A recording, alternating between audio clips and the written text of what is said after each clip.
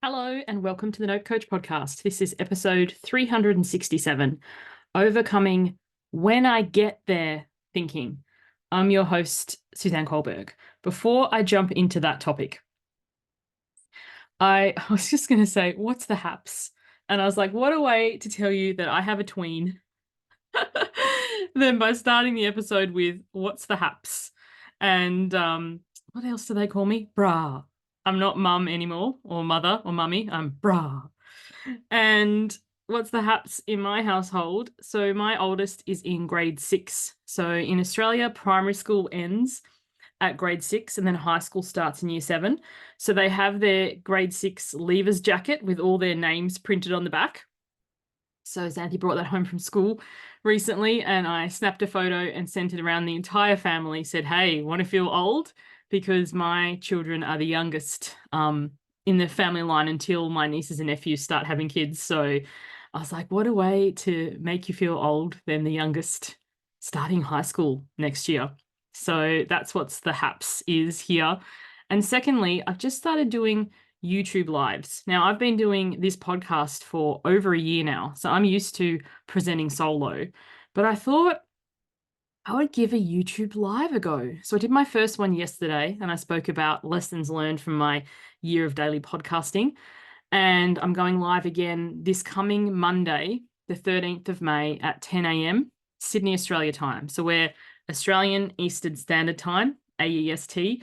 Or if you're catching this on YouTube, if you go over to the live tab, you can see that it's pre-scheduled. If you click on that, it will auto-convert it to your time zone, provided that you are logged in your correct time zone. Because I had a friend who was going to join me on Monday and then realized that the time was actually out because YouTube didn't know she was in the time zone she was in. So, there's that. And the upcoming topic is don't feed the trolls, how to handle online haters and critics. Because what holds me back from presenting live, doing YouTube lives, part of it is because I'm an introvert and I've got the shirt to prove it. If you're listening on the audio, I'm just pointing to my shirt. It says Introverts Unite and down the bottom separately. But yeah, I really, really enjoyed my first soiree into YouTube Live. So I'm going to give that a go again. I know for those of you in the UK, South Africa, it's like 2 a.m. in your time zone. So if I get enough interest, comments, communication, I can always run one, which is the evening, which will be your guys' morning. But like anything, if you want something, advocate for it. Because so often people are like, oh, I'd come, but it's this time. And then I run ones at other times and people don't come. So to start with, I'm doing Monday morning at 10 a.m., the Monday morning motivator of Monday musings with Suze. And yeah, we'll see how that goes. So I'd love to see you there. And if you can't come live and you are watching on YouTube, or if you're listening on podcast, best way to find me on YouTube is simply Google Suzanne Culberg YouTube. I have the grand thing of having a very unique name. So if you put that in there, I'll be the only one. If you hit the notify me, you'll get notified when I go live, but the same link will also use as a replay. So you can catch it on the replay. And there's also the ability to comment. So if you have a burning question about, how to deal with online haters and critics, pop it in there now, pre-submit it ahead of me going live, and I will answer it on the live. So enough preamble into today's topic, overcoming when I get there thinking. I think, in my personal opinion, that when I get there thinking actually stops us from ever taking action. Because I don't know about you, but when I reflect on goals that I have actually achieved, never or rarely in my life have I ever felt joy. Have I ever paused for applause or stopped and celebrated? I've only ever felt a momentary, like a moment of relief, like, oh, thank goodness, followed by impending doom. How am I going to maintain this? What's next? It reminds me of the thing, if you were going for a bushwalk, and I love that I speak about bushwalking given it doesn't interest me in the slightest, but if you were going for a bushwalk, and I know the times that I've bushwalked in them before, they often have little things where you can dive out and have a look at the platform and, enjoy the view. If you're forever skipping that, if you never pause to enjoy the view, if you're constantly next peak, next peak, next peak, next peak, what on earth are you even doing it for? So often we think, when I get there, I'll slow down. When I get there, I'll take a rest. When I get there, I'll enjoy it. But we don't. We're always constantly pushing the next thing, the next achievement. And, we're never actually inviting in moments of joy now. It's like, after this, after I get through this, after the kids finish school, after the kids start high school, when they get settled, when school holidays come, after school holidays, when I've paid off this, when I've bought that. And it's forever pushing the happiness that you could enjoy today until after this. And then when this happens, instead of feeling that joy, even momentarily, only ever allowing a brief respite of like relief, and then the impending doom that I've got to do it again, or I've got to do it better, or I've got to do it faster, or I've got to do it quicker.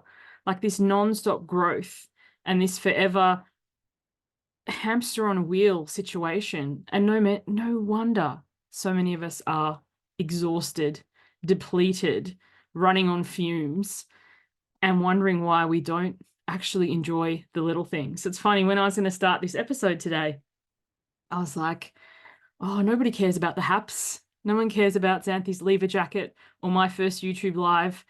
And it was like, but I care.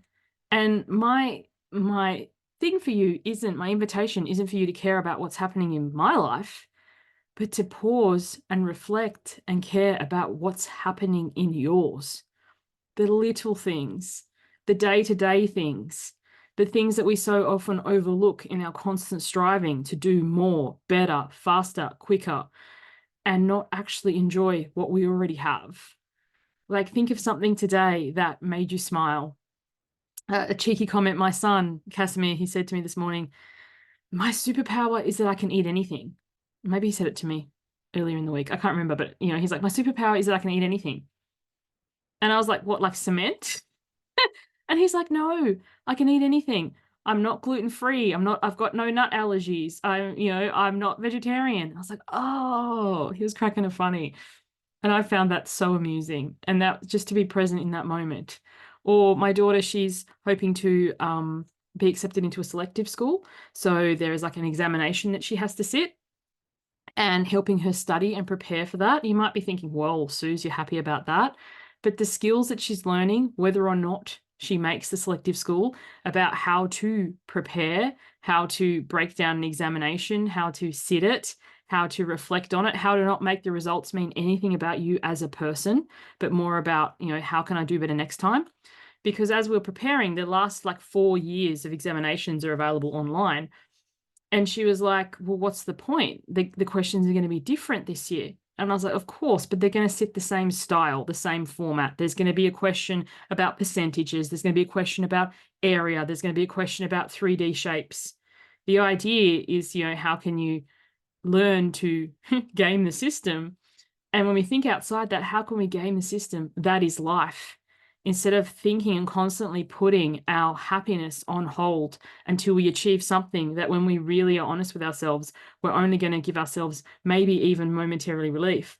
And do we want to continue living our life that way?